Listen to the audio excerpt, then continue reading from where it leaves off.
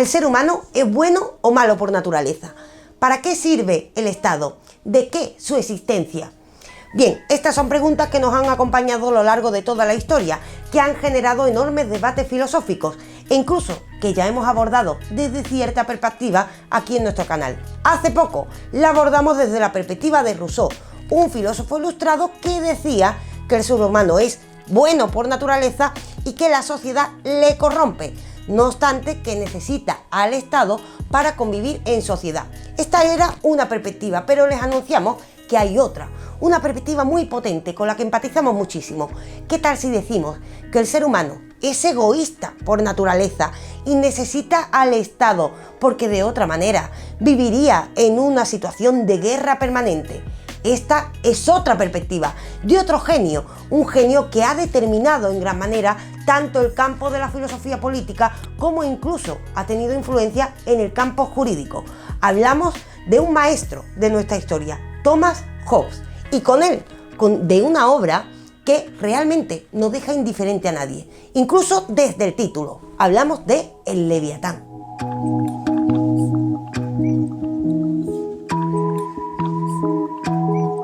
Entes de la Tierra, entes de la galaxia, entes de realidades paralelas, piensen en el Leviatán, ese monstruo bíblico que nos daba un temor tremendo durante toda la Edad Media, tanto que se les relacionaba con el mismísimo diablo. Se decía que Dios venció al Leviatán para permitir el bien en nuestra tierra. También se justificaba precisamente el poder eclesiástico ante el miedo que le teníamos al Leviatán, una criatura sin piedad, la criatura que representaba el mal. De esta manera, si hablamos de Leviatán, intuimos que hablamos de algo con maldad, intuimos que hablamos de algo a lo que tememos, intuimos que hablamos de algo comparable al mismísimo demonio, pero al mismo tiempo hablamos del título de la obra de Rousseau. ¿Por qué eligió Rousseau el nombre Leviatán para el título de un tratado sobre filosofía política?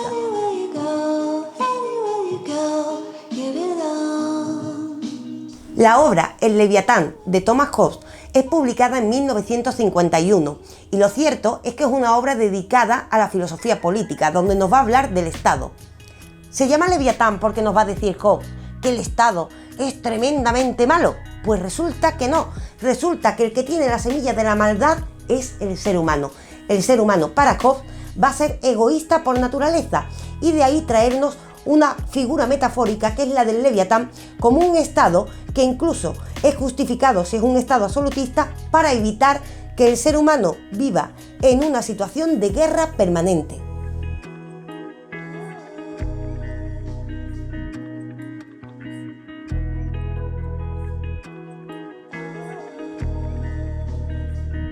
El Leviatán era una figura que había utilizado precisamente las épocas anteriores, donde estaba el poder precisamente en la propia iglesia, que estaba mezclado el poder político y religioso, para que tuviéramos miedo precisamente. El Leviatán era una figura mitológica que justificaba el poder de Dios en la tierra y hacía deseable precisamente ese poder de Dios en la tierra ante el miedo que teníamos ante esta figura. Pues bien, Hobbes recupera la metáfora de esta figura y nos va a traer un Leviatán, que es el gobierno. Un gobierno que puede ser incluso absolutista, pero que es necesario, como estaba diciendo, para que el ser humano sea capaz de convivir. ¿Y esto por qué? Pues precisamente debido a la perspectiva que tiene Hobbes sobre el ser humano, completamente contraria a la perspectiva que ya compartimos aquí en el canal de la mano de otro pensador de la época, Rousseau. Rousseau pensaba que el ser humano tenía una tendencia positiva por naturaleza. Hobbes piensa en todo lo contrario, piensa que el ser humano tiene una tendencia egoísta de manera natural. El ser humano, por tanto, dejado a su suerte, sería un ser que viviría en un estado de guerra permanente, defendiendo constantemente sus intereses sin pensar en los otros. Aquí es donde entra un monstruo que por supuesto es temible, pero también necesario. Ese monstruo será el Estado, al que llamará Hobbes Leviatán. La obra El Leviatán está distinguida en 4 partes principales. Vamos a empezar por la primera parte. ¿Qué nos dice Hobbes en la primera parte de la misma?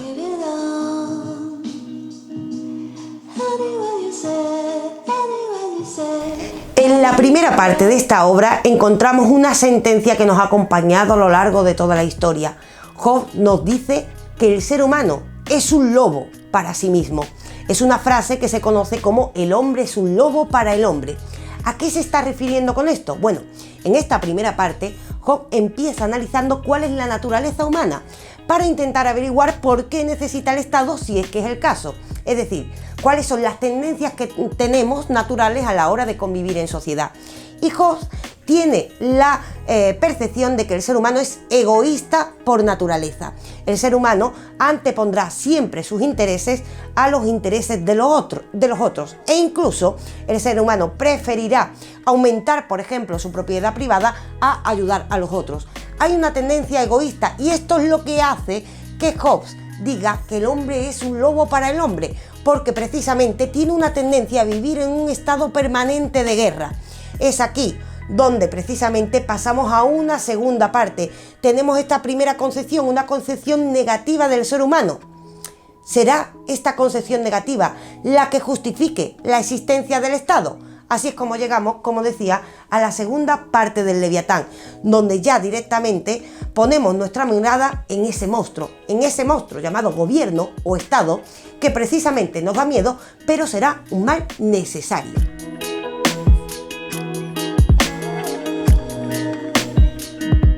En la segunda parte, por tanto, Hobbes nos va a hablar del Estado y también va a compartir la percepción con Rousseau de que el Estado precisamente es un contrato social. Es un contrato social que surge precisamente para mediar los conflictos que tienen los seres humanos unos con otros. Si el ser humano tiene una tendencia egoísta por naturaleza, y esto sería para Hobbes también una tendencia pasional más que racional, necesita un mediador que ponga límites a esto. Y ahí es donde aparece precisamente el Estado. El Estado para limitar las acciones humanas y para que el ser humano a la hora de actuar haga cosas que sean compatibles con la convivencia y con una paz social respecto a los otros. De esta manera surge un Estado al que es lícito incluso que temamos, y precisamente el temor al castigo hará que el ser humano ponga límites a esa naturaleza egoísta que le lleva a el conflicto con los otros. Precisamente el miedo al castigo, el miedo a esa figura del Leviatán hará que el ser humano pueda convivir, aceptando, por supuesto, el Estado como un contrato social. ¿Cuál es la diferencia, por tanto, entre lo que nos dice Hobbes y lo que nos dice Rousseau? La única diferencia es que para uno el ser humano es bueno por naturaleza, como decía Rousseau, y para otro el ser humano es malo por naturaleza. No exactamente. Y es que Hobbes va a dar un paso más. Hobbes no confía precisamente en la naturaleza humana, y es por ello que incluso justificará la existencia de un Estado absolutista, algo que no justificaría Rousseau de ninguna manera. Rousseau, habíamos dicho en el vídeo anterior, nos deja espacio a la esperanza, porque el ser humano tiene una semilla bondadosa. Sin embargo, Hobbes, al tener esa desconfianza en el ser humano, apuesta incluso por la existencia de una monarquía absolutista. Nos llega a decir: si un rey es rico, su pueblo no pasará hambre. Es decir, Hobbes piensa que el ser humano necesita de alguien que le guíe, necesita de un gobernante, necesita de un Leviatán, al que temerá a veces porque terminará las consecuencias de sus acciones si incumple el contrato social, y de esta manera se comportará y podrá vivir en sociedad. Como vemos, las consecuencias son enormes desde dos perspectivas. Una de ellas, al creer que el ser humano es bueno por naturaleza, considera que el Estado es necesario, pero abre la esperanza a estados como por ejemplo el democrático. Sin embargo, cuando llegamos a Hobbes, Hobbes analizará en el resto de la obra también las distintas formas de Estado, y su desconfianza en el ser humano es tal que incluso justificará en ciertas ocasiones, como decía, el Estado absolutista. El ser humano necesita una guía.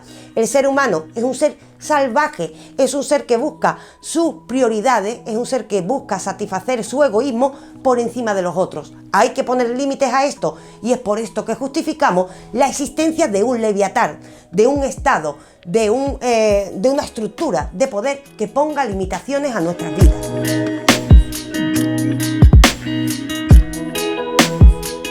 Es así que en las dos partes restantes importantes de esta obra, el Leviatán, veremos que en la tercera parte nos hablará también del papel de la religión en el Estado, siempre en el caso de Hobbes, que también por supuesto es un racionalista, antepone la prioridad del Estado, es decir, de las normas, a la religión. Pero al mismo tiempo, en la cuarta parte, nos hablará incluso de que sea lícito ocultar información a la sociedad, al pueblo, en favor de que convivamos en una paz social. Es decir, ¿qué encontramos? Encontramos que por una parte, ante la pregunta de si el ser humano es bueno o malo por naturaleza, nos hemos enfrentado a dos respuestas. Con Rousseau encontramos una tendencia positiva y que la sociedad nos va corrompiendo y nos corrompe a raíz del surgimiento de la propiedad privada y los conflictos que ésta genera. Por otra parte, hemos visto que en Hobbes pasa lo contrario. El ser humano tiene una tendencia egoísta, tiene la tendencia a no solo querer poseer, sino también al mismo tiempo ir engrandeciendo esas posesiones, y esta tendencia egoísta hace que nunca piense en el otro. Y de esta manera el Estado surge no como un mediador únicamente, sino también surge para poner límites a ese ser humano egoísta y que sea capaz, por tanto, de convivir en sociedad. De esta manera nos enfrentamos a dos perspectivas muy diferentes sobre el ser humano. En cuanto a la política, también encontramos diferencias. Por una parte, como Rousseau sí que tiene cierta esperanza, estará abierto a distintas formas de desenvolver este contrato social. No obstante, Hobbes analiza las distintas formas y abre incluso la posibilidad y la defensa de un Estado absolutista, en cuanto que puede que se dé como necesario en una sociedad determinada, si el ser humano no cede precisamente sus intereses ante los intereses del colectivo. Y es por esto que encontramos una política mucho más absolutista. Encontramos también una política que nos asusta mucho más a día de hoy y que es comparable con ese monstruo, el monstruo del Leviatán, al que por temor somos capaces de agachar la cabeza, asumir esas normas. Son dos concepciones diferentes tanto del ser humano como de la política, pero ambas nos llevan a la reflexión también sobre la actualidad. ¿Qué piensan ustedes? ¿Somos buenos o malos por naturaleza? O quizás ninguna de esas cosas, quizás dependa del ámbito en el que crecemos. El debate sigue abierto, aunque tenemos las guías de pensadores como Rousseau o Hobbes. Todavía podemos reflexionar sobre ello. También cabe reflexionar cuál es el papel del Estado. El Estado tiene que tener un papel castigador para que precisamente podamos convivir en sociedad, o el Estado tiene que tener un papel educador para que podamos convivir en sociedad. Son distintas formas de ver el mismo problema, pero es un problema que aún a día de hoy sigue abierto, y es por ello que les invitamos, para continuar en ello, a que nos digan en los comentarios cuál es su propia perspectiva. ¿Están con Rousseau o están con Hobbes? O quizás no están con ninguno. Nosotros estaremos atentos a vuestros comentarios. Si compartimos precisamente estos vídeos es para reflexionar en conjunto sobre la realidad en la que estamos inmersos.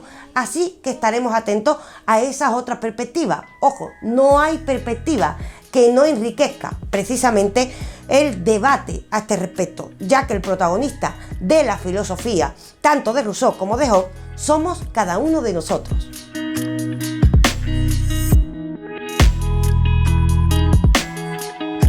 Y hasta aquí vemos una breve introducción en estos dos autores que a día de hoy seguimos estudiando y que por supuesto nos dan dos perspectivas muy diferentes sobre nosotros y sobre la sociedad en la que estamos inmersos. Ahora toca elegir a cada uno de ustedes. Por supuesto, nosotros seguiremos hablando sobre estos autores, seguiremos reflexionando sobre este asunto en nuestro podcast, en las redes sociales. Ya saben que nos pueden encontrar en iVoox, en Instagram, en Spotify también, en Facebook, y como no, sepan que tienen que estar atentos aquí al canal, donde vamos a traer muchas más novedades para precisamente seguir ahondando en la reflexión sobre el mundo en el que estamos inmersos y también sobre nosotros mismos. Para ello les pedimos suscríbanse a nuestro canal y también les recordamos, nos pueden ayudar con un like, nos pueden ayudar con un comentario y también con el programa de mecenazgo que les ofrecemos, donde compartimos reflexiones personales, donde intentamos contactar con ustedes de una manera mucho más personal, mucho más cercana, y además lo hacemos a través de podcast extras que ofrecemos, y estos podcast extras son en agradecimiento a la colaboración que ustedes nos ofrezcan. Ojo, no hay ayuda pequeña, un simple like ya nos está ayudando. Les esperamos en el siguiente vídeo. Somos todos Entelequia Filosófica.